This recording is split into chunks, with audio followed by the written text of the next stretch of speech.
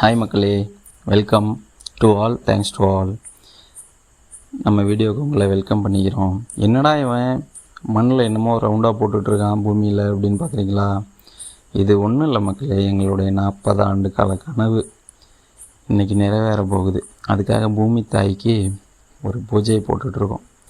So நம்மளுடைய எல்லாருடைய வாழ்க்கையில் அத்தியாவசிய தேவை தண்ணி, குடி தண்ணீர். அது இல்லாமல் ரொம்ப சிரமப்பட்டேன் மக்களே.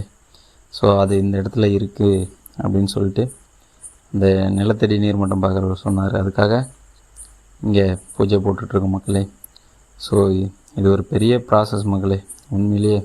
ஸோ மாலையெல்லாம் போட்டு பூமாதேவிக்கு எங்களுக்கு தண்ணி கொடுத்துரு ஐயா, ரொம்ப சிரமப்பட்டோம் அப்படின்னு சொல்லிட்டு ஸோ சாமிக்கு ஒரு நன்றி செலுத்தும் விதமாக இதை பண்ணியிருக்கோம் மக்களே. அடுத்தது பார்த்திங்கன்னா, இந்த ஒவ்வொரு விஷயத்துலேயும் நிறைய தடங்கள், நிறைய விஷயங்கள். இந்த போர் போடுறதுக்கு ஸோ பாயிண்ட்லாம் பார்த்தாச்சு. பார்த்ததுக்கப்புறம் வண்டிக்காருக்கு பேசினா, வண்டிக்கார் வந்து பார்த்துட்டு இந்த வழியில் வண்டி அந்த போர் போடுற வண்டி வராது, அது ரொம்ப லென்த்தானது அப்படின்னு சொல்லிட்டாரு. லாஸ்ட்டில் பார்த்தா ஒரு 10 மணி நேரம் சேசிபி வச்சு ரோடெல்லாம் போட்டு அடுத்தது வர சொல்லியாச்சு. ஆனால் வண்டி இதோ இன்றைக்கி வருது, மதியானம் வருது, சாயந்தரம் வருது அப்படின்னு 2 நாள் ஆகிக்கிட்டேங்க. அந்தளவுக்கு வேக்கன்சி புக் பண்ணி வச்சுருந்துருக்காங்க. இங்கே போகிற இடத்துலலாம் ஓடிட்டுருக்கு. அப்புறமா ஒரு இடத்துல போய் ஓடிட்டு இருந்துச்சு லாஸ்ட்டாக. இல்லை ரொம்ப நாளைக்கு காக்க முடியாது, எங்களுக்கு வந்து போட்டு கொடுங்க அப்படின்னு சொல்லியிருந்தோம். அப்புறமா வரேன்னு சொல்லியிருந்தாங்க.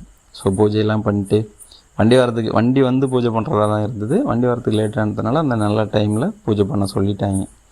ஸோ பூஜை பண்ணிட்டோம். பூஜை பண்ணிட்டு கடவுள்கிட்ட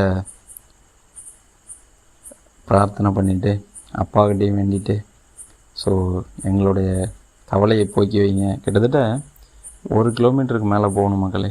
நடந்து போய் தலை மேலே தான் தூக்கிட்டு வரணும் தண்ணி. ஸோ அந்தளவுக்கு சிரமப்பட்டோம் லாஸ்ட்டு ஒரு 1 மந்த்தாக. வண்டி வந்துருச்சு மக்களே. வந்து பாயிண்ட்லாம் செட் பண்ணிட்டாங்க. ஸோ தொட்டி கட்டியிருந்தேன். தொட்டி கட்டிட்டு விலைக்கு அப்படின்னா 800 ரூபா ஒரு லோடு டிராக்டரில் கொண்டு வந்து ஊற்றுவாங்க. அது பசங்க எல்லாம் படிக்கிறாங்க, எல்லாத்தையும் யூஸ் பண்ணும்போது ஒரு 15 நாளைக்கு தான் வரும். ஸோ அவங்களுக்கும் நன்றி சொல்லணும். நான் எங்கே இருந்தாலும் கொண்டு வந்து ஊற்றுவாங்க. எங்கள் ஏரியாவை பாருங்கள் எவ்வளோ வறட்சியாக இருக்குன்னு. எங்கள் மாவட்டமே பூராமே பாறை தான் அதிகமாக இருக்கும். அதேமாரி இந்த போர் வண்டி இருக்குது இல்லைங்களா, எங்கள் மாவட்டத்தில் அதிக பேருடைய தண்ணீர் தாகத்தை தீர்த்த ஒரு போர் வண்டி இதுதான். ஸோ ஏகப்பட்ட போர் போட்டிருக்காங்க. நம்ம இடத்துக்கு இன்றைக்கி வந்தது மிகப்பெரிய சந்தோஷம். நம்ம இதுவரையிலும் இந்த மாதிரி போர் போடுற இடத்தெல்லாம் போய் பார்த்ததில்லை நான். அதனால் எனக்கு அனுபவம் இதெல்லாம் இல்லை. ஸோ நம்ம இடத்துக்கு வந்திருக்கும்போது அதையே போய் நின்றுட்டு எல்லா விஷயத்தையும் ஒன்று ஒன்றா பண்ணிகிட்டு இருந்தோம். இந்த போர் போடுற வண்டியில் வந்த எல்லா நண்பர்களும் ரொம்ப அழகாக நம்ம ஏதாவது சந்தேகமாக இருந்தால் கேட்டால் அழகாக சொன்னாங்க. ஸோ சொல்லிவிட்டு இப்படி தான் அப்படின்னு சொல்லிட்டு கரெக்டாக பண்ணாங்க. நான் சுற்றி பார்த்துட்டு இருந்தேன். அந்த எல்லோ கலரில் சட்டை போட்டிருக்கிறதுனால தான். ஸோ பார்த்துட்டு எவ்வளோ நாளைக்கு கனவு நிறைவேற போகுது, ஆனால் தண்ணி கிடச்சிடணுமே அப்படிங்கிற ஒரு அந்த பதட்டம் மனசுக்குள்ளே ஒரு அந்த இது இருந்தது. ஸ்டார்ட் பண்ணிட்டாங்க. ஸ்டார்ட் பண்ணதுக்கப்புறம் ஃபஸ்ட்டு கொஞ்சம் ஒரு 10 அடிக்கிட்ட வெறும் புகையாக மண்ணாக வந்துச்சு. அதுக்கப்புறம் பார்த்திங்கன்னா கல்லாக வர ஆரம்பிச்சிருச்சு. கல்லானா ஒரு கம்மியாக இல்லை, 400 அடிக்கிட்ட வெறும் புகையாகவே தான் வந்துச்சு. இந்த அக்கம் பக்கம் இருக்கிற நல்லவங்கள்லாம் வந்து பார்த்துட்டு வெறும் புகையாக தான் வருது, தண்ணி கிடைக்குமா என்னன்னு தெரியல அப்படின்னு பயத்தை கிளப்புனாங்க. அப்போயும் நான் வந்து நம்பிக்கையோடு தான் இருந்தேன். ஸோ உண்மையாகவே நம்பிக்கையோடு தான் இருந்தேன். பார்ப்போம், நம்மளை வந்து படைத்த கடவுள் என்ன பண்ண மாட்டார், கைவிட மாட்டார் அப்படின்னு. ஸோ கரெக்டாக இப்போ அப்படியே கண்டினியூவாக ஓடிட்டே இருந்தது புகை. ஆனால் கம்மியாலாம் வரல. அந்த மண் எம்சாண்டு மாதிரி வரும் இல்லைங்களா, அந்த உள்ளேருந்து வர மண் வீடு கட்டுறதுக்கே யூஸ் பண்ணலாம். அந்தளவுக்கு 2 லோடு மண்ணுக்கிட்ட வந்துச்சு. ஸோ அந்தளவுக்கு புகை வரும்போது இருந்தாலும் ரொம்ப கொஞ்சம் இதாக தான் இருந்துச்சு, டென்ஷனாக. பார்ப்போம் அப்படின்னு சொல்லிட்டு. ஆனால் அந்த பாயிண்ட் பார்த்தவர் மட்டும் கரெக்டாக நீங்கள் வெயிட் பண்ணுங்கள், எதுக்கும் நீங்கள் ஃபீல் பண்ணாதீங்க, கண்டிப்பாக தண்ணி கிடைக்கும் அப்படின்னு சொன்னார். ஸோ கடவுளுடைய அலங்காரத்தால் 420 அடியில் ஈரமண் வந்தது. ஸோ இப்போ நீங்கள் பார்க்குறது இந்த மாதிரி வரும்போதே எல்லாமே சொன்னாங்க கண்டிப்பாக தண்ணி கிடைக்கும் அப்படின்னு. அடுத்தது பார்த்திங்கன்னா கொஞ்ச நேரம் ஒரு 10 அடி கூட ஓட்டிருக்காது, முதல்ல தண்ணி வந்து என்னுடைய வயலில் வரும்போது மிக்க மகிழ்ச்சி. கொஞ்சம் சந்தோஷம்லாம் இல்லை, பயங்கர சந்தோஷம், பயங்கர ஹாப்பி. இதுக்கப்புறம் கண்டினியூவாக இதே மாதிரி தண்ணி வந்துக்கிட்டே இருந்தது. எவ்வளோ நேரம் அப்படின்னா கிட்டத்தட்ட இன்னும் 400 அடி 800 அடி போகிறவரையும் தண்ணி குறையாமல் வந்துக்கிட்டே இருந்தது. ஒரு வயலே பாஞ்சிருச்சுன்னா வச்சுக்கோங்களேன், அந்தளவுக்கு தண்ணி வந்தது. ரொம்ப சந்தோஷம். எல்லா கடவுளுக்கும் நன்றி சொல்லிவிட்டு மனசார நம்மளுடைய அடுத்த ப்ராசஸ் மோட்ரு செட் பண்ணி நம்ம நிலத்தில் வந்து தண்ணி ஊற்றும் போது அந்த தண்ணியை பிடிச்சி குடிக்கிறதுக்கான ஒரு ஆர்வம் பாருங்கள் மக்களே, எவ்வளோ கிளியராக கருன்னு தண்ணி. அந்த காலத்துலேயே பழமொழி சொல்லியிருக்காங்க, தாயை பழித்தாலும் தண்ணியை பழிக்கக்கூடாதுன்னு. ரொம்ப ஹாப்பி. ஃபேமிலி பூராமே, குழந்தைங்க, அம்மா, மனைவி, நான், எல்லாருமே நல்ல மனிதர்கள். பக்கமாக்க இருக்கிறவங்க எல்லாருமே உன்னுடைய கஷ்டம் தீர்ந்துருச்சுப்பா அப்படின்னு. இருக்கிறதுலையே எனக்கு இருந்த பெரிய கஷ்டம் இதுதான். அதனால் மிக்க நன்றி.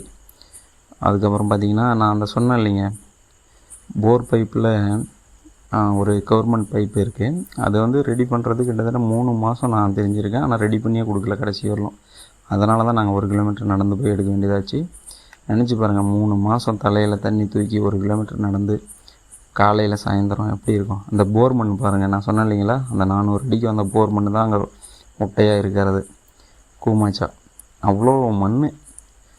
அதனால் பயப்படுத்தினாங்க ஃபஸ்ட்டு. அதுக்கப்புறம் ஹாப்பி, கடவுளுக்கு ரொம்ப நன்றி, அந்தளவுக்கு வந்துடுச்சு.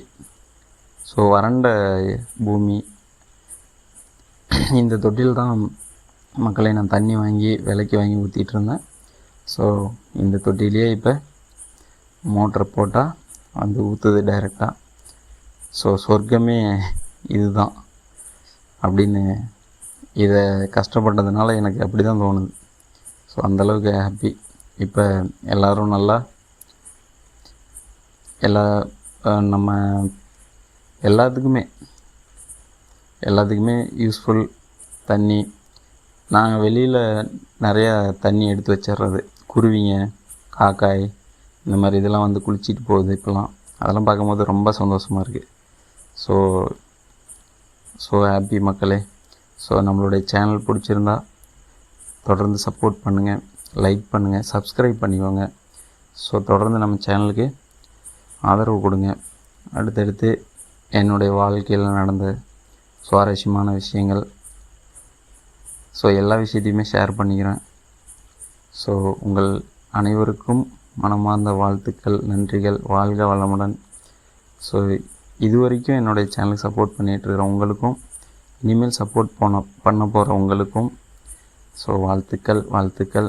தண்ணி பாருங்கள் மக்களே, எவ்வளோ தெளிவாக இருக்குதுன்னு சொல்லிட்டு. இந்த மாதிரி யாரெல்லாம் கஷ்டப்பட்டுருக்கீங்க தண்ணிக்காக அப்படின்னு கமெண்டில் சொல்லுங்கள். தொடர்ந்து நம்ம ஒரு ஃபேமிலியாக ஒற்றுமையாக எல்லாருமே நல்ல முறையில் எல்லாருடைய ஃபேமிலியும் சந்தோஷமாக வாழணும் அப்படின்னு அந்த எல்லாம் வல்ல இறைவனை வேண்டிக் கொண்டு உங்கள் அனைவருக்கும் நன்றி. Thanks to all, welcome to all.